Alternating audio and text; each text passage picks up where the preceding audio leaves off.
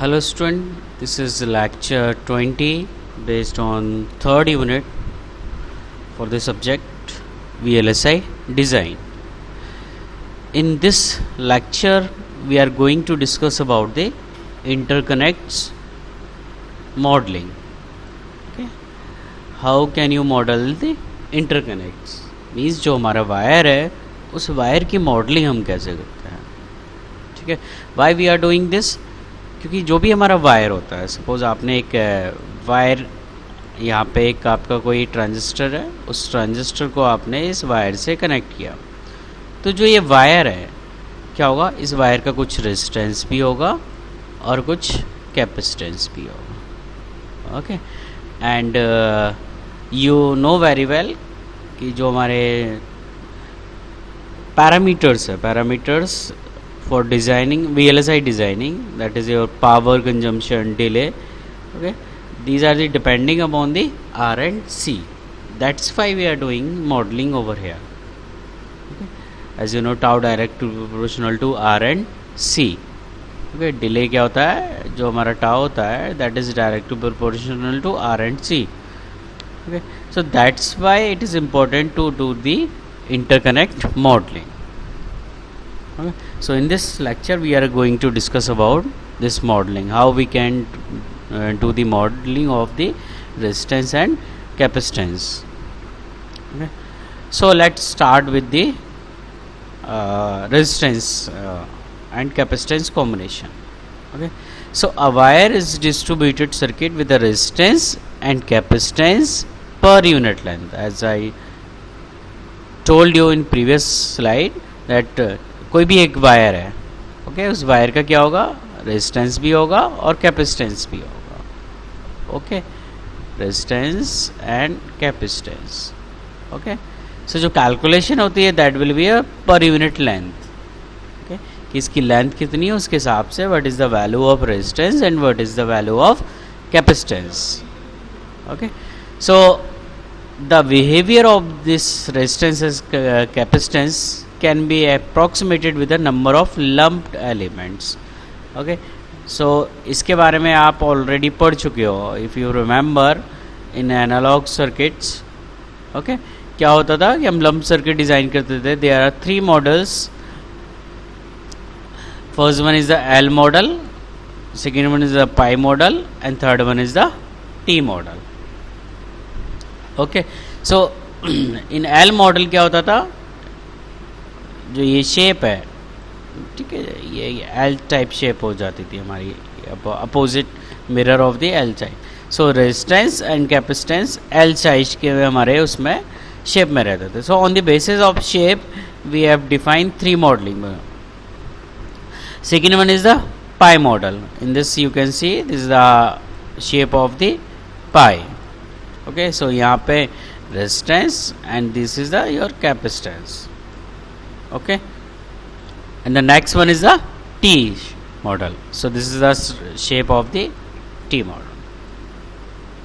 Okay, so resistance and capacitance.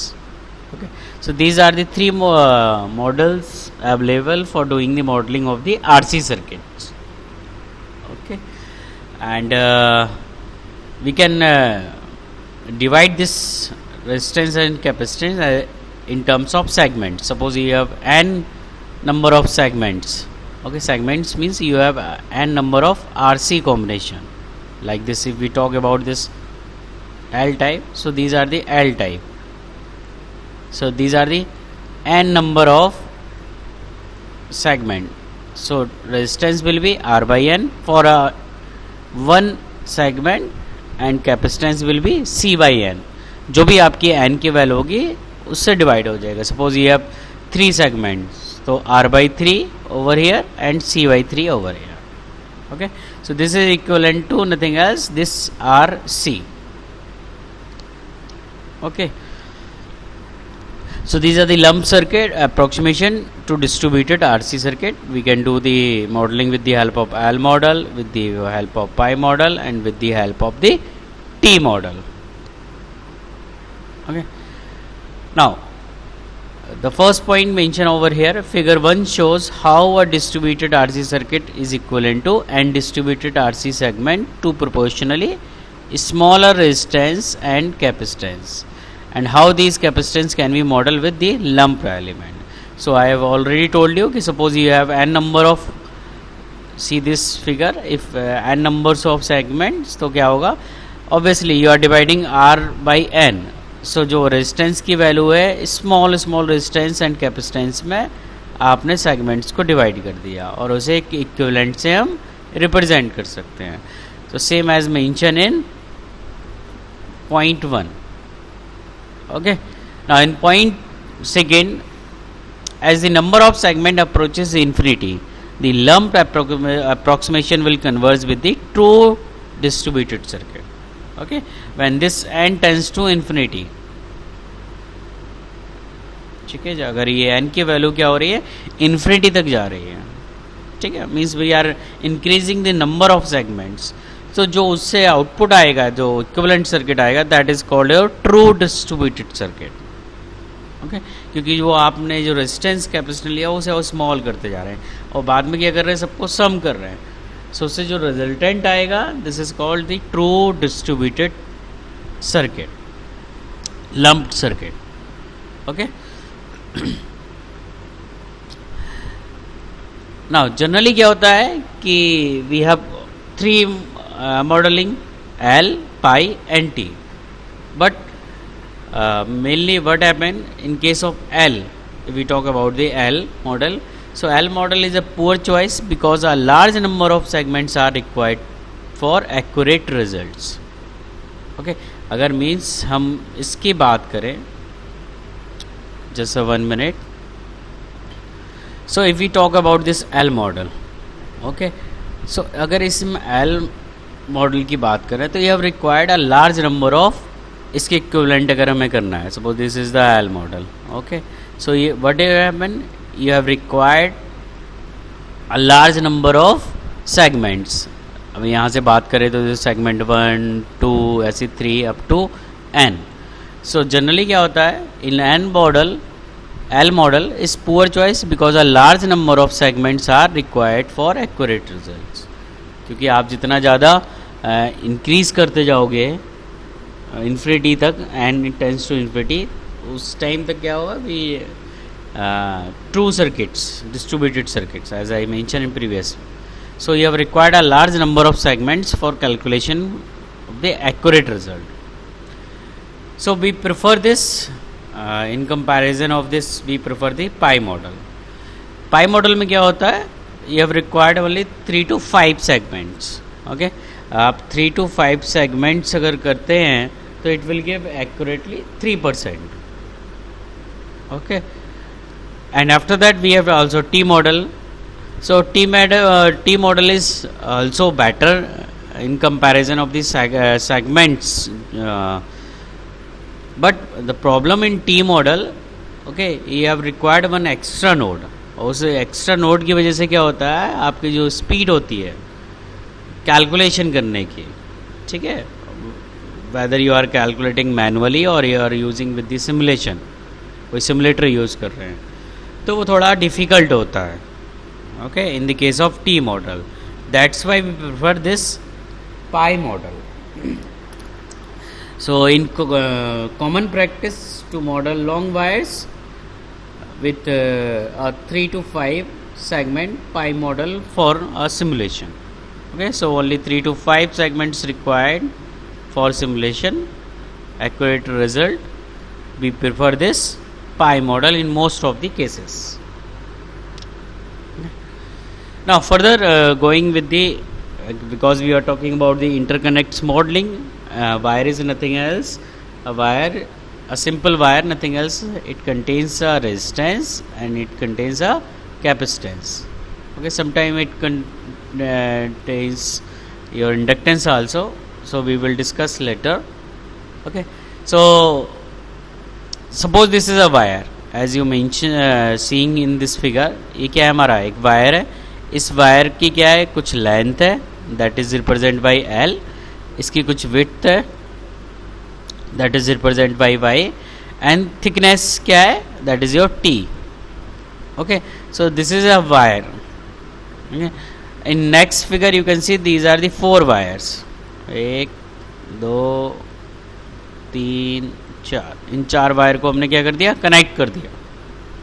Okay, so the resistance is calculated with this formula, R equal to rho by T multiply with the L by W. Okay, where rho is the resistivity, L is the length, यहाँ पे mention है length of the wire.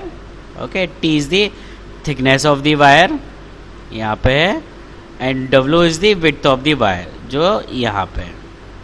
Okay, so this is a formula for calculating the resistance of a wire. Now this term rho by T,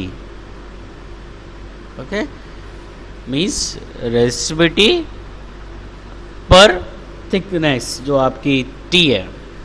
ठीक है, so that is known as a sheet resistance.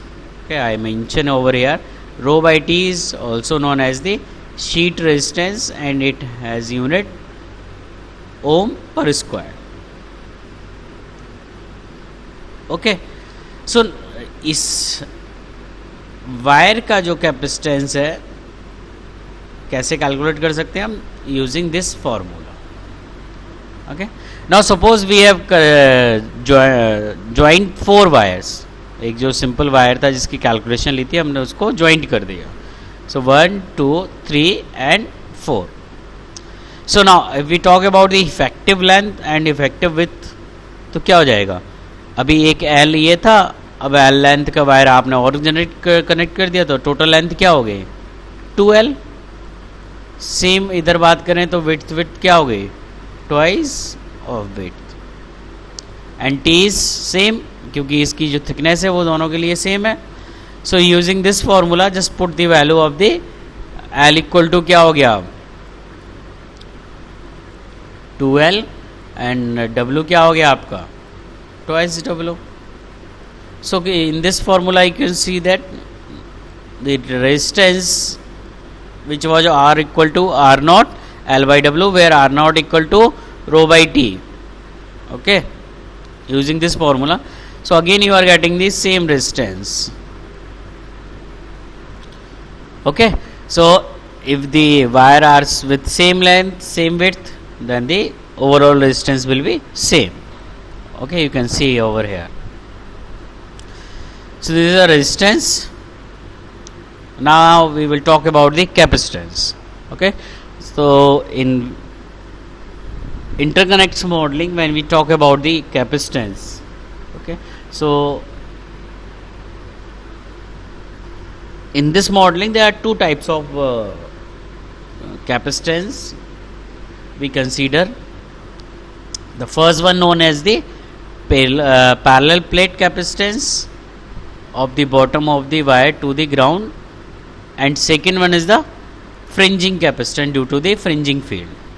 Okay, so these are the 2 types of capacitance are available in the case of the wire. Okay, in additional, a wire adjacent to a second wire on the same layer can exhibit capacitance to that neighbor. Okay, suppose आपने 2 wire को एक साथ रखा तो वहाँ पे क्या होगा, एक एडजेसेंट हमारा कैपेसिटेंस भी होगा. ओके, और अगर हमारे पास केवल सिंगल वायर तो वहाँ पे क्या होगा, हमारा एडजेसेंट कैपेसिटेंस नहीं होगा. Okay, so in next figure you can see there this is a 1 wire. Okay, ये एक हमने जो वायर है, ये वायर जो मैंने सर्किल किया है, ओके, ये एरो से रिप्रेजेंट कर रहा हूँ. ये वायर सेम इस तरह का है. ये जो मैंने 1 नंबर डाल दिया, ये जो फिगर है, ठीक है, तो ये आपका 3D है. यहाँ पे क्या क्रॉस सेक्शनल एरिया दिखाया गया आपको कैपेसिटेंस जो वायर है. Okay, so this C is calculated with the epsilon OX upon H multiply with W into L. This epsilon OX is the permittivity of your oxide layer जो भी होगी. H is the your excuse me height with the plane, जो conductor की layer है उससे किस height पे उस एच की वैल्यू है, you can see here W and L, you know, width of the wire and length of the wire. Okay, so in this first figure you can see here there is only capacitance between the this fringes. Okay, fringes field के through जो capacitance आ रहा है and the इस wire से ground के बीच में. Okay, as I mentioned here, fringes and first one क्या था, parallel plate capacitance of the bottom of the wire to the ground. So bottom of the wire to the ground. Okay, यहाँ से इस ground के बीच में जो capacitance होगा. Okay, so there is no adjacent capacitance available. Okay, so in this case suppose you have two wire 1 and 2. Now here will be a adjacent. इन दोनों के बीच में भी क्या होगा, एक कैपेसिटेंस होगा. मीन्स जो आपका टुवर्ड्स टू ग्राउंड आ रहा है पैरेलल प्लेट वाला वो तो अवेलेबल हो गई, फ्रिंजेस भी अवेलेबल होगा, but also adjacent capacitance available है. ओके, सो सी हम इस फॉर्मूले से कैलकुलेट कर सकते हैं एंड कैसे होता है वो इस फिगर में मेंशन है कि कैसे कैसे हमारे कैपेसिटेंस अवेलेबल रहते हैं. Now suppose you have a multi layer capacitance. Okay, so आपको एक लेआउट डिज़ाइन कर रहे हैं, उसमें आपने मल्टी लेयर डाल रखे. Okay, so in case of multi layer क्या होगा, अगर एक हमारी लेयर मिडिल वाली ये है, एक इसके ऊपर है, एक इसके नीचे है. Okay, this is your wire. Okay, तो क्या होगा, एक तो इस लेयर और उस लेयर के बीच में सी टॉप होगा, सी बॉटम होगा नीचे वाली लेयर के बीच में, एंड ये दोनों क्या होंगे, एडजेसेंट. ओके, क्योंकि यहाँ भी वायर है, यहाँ भी वायर है. सो इन दोनों के बीच में भी क्या होगा, एडजेसेंट का. सो अगर हम सी टोटल कैलकुलेट करें तो C top plus C bottom plus 2 times of C adjacent. Okay, तो जो सी टोटल होगा that will be equivalent to your C top plus C bottom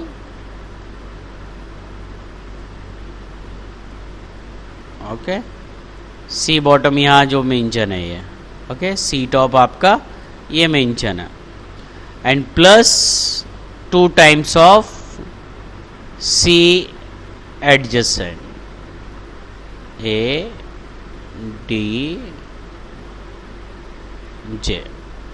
okay, क्योंकि एक यहाँ पे सी एडजेसेंट है और एक हमारा यहाँ पे. सो टोटल क्या हो गया, 2 times C adjacent. So that is the value of your C total in case of the multi layer capacitors. Okay, and you can see here this S and W. W is the width of this wire and S is the separation. इन दोनों के बीच में separation कितना है, that is represent by the S. Okay, T is the thickness, इसकी thickness क्या है, और H1 and H2 is your कि जो लेयर है उस लेयर से कितनी हाइट पे आपका कैपेसिटेंस अवेलेबल है. Okay, so this is all about your capacitance calculation. Now if we talk about the inductance. Okay, so generally क्या होता है कि जो डिज़ाइनर्स होते हैं वो डिज़ाइनर क्या करते हैं कि हम वो अपनी डिज़ाइन को ऐसे लेके चलते हैं कि जो इंडक्टेंस है वो नेग्लिजिबल हो. Why we are doing this, क्योंकि जो इंडक्टेंस है उसकी मॉडलिंग करना, उसको एक्सट्रैक्ट करना is difficult task. Okay, so in first point it is mention most design tools consider only interconnect, resistance and capacitance. Okay, हम इंडक्टेंस को कंसीडर नहीं करते हैं. ठीक है, why, inductance is difficult to extract and model, क्योंकि जो modelling होती है इंडक्टेंस की वो डिफ़िकल्ट होती है. ठीक है, और उनको फाइंड आउट करना भी थोड़ा डिफ़िकल्ट होता है. सो इंजीनियर्स क्या करते हैं, जो भी डिज़ाइनर्स होते हैं, कि वो इस तरह के हम सर्किट डिज़ाइन करते हैं तो जो इफेक्ट ऑफ द इंडक्टेंस है वो निग्लिजिबल हो, इंडक्टेंस का हमारा सर्किट पे इफेक्ट ना पड़े. So you can see here So engineers prefer to design in such a way that inductive effect are negligible. Okay, but जैसे जैसे हम हाई फ्रीक्वेंसी पे हाई स्पीड पे बढ़ते जाते हैं, we have to consider this inductance. Okay, so in high speed design for wide wires such as clock and power buses, we have to consider this inductance. Okay, and this inductance can be calculated with this formula: L equal to L mu naught upon 2 pi ln 8h upon W into W upon 4h, where small l is the L is the inductance, capital L, small l is the length of the wire, mu naught is the magnetic permeability, okay, for free space, and the value of this mu naught is 4 pi into 10 to power minus 7 Henry per meter. Okay, and this h is the height of the capacitance, जो आपका ये layer है, इस layer से कितनी height पे है, that is your H. Okay, so ये एच हमारा क्या हो गया, जो भी लेयर है उससे कितनी हाइट पे हमारा कैपेसिटेंस है, वायर है, सॉरी नॉट कैपेसिटेंस, वायर कितनी दूर पे. W is the width of the wire. Okay, W is the width of the wire and H is the height of the wire from the bottom or from the layer. Okay, so in this way we can calculate this inductance.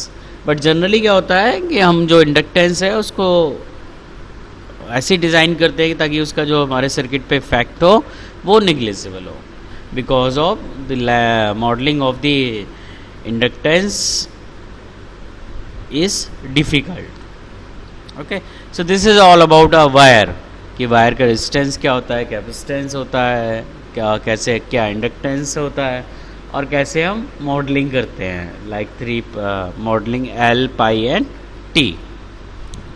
So thank you students.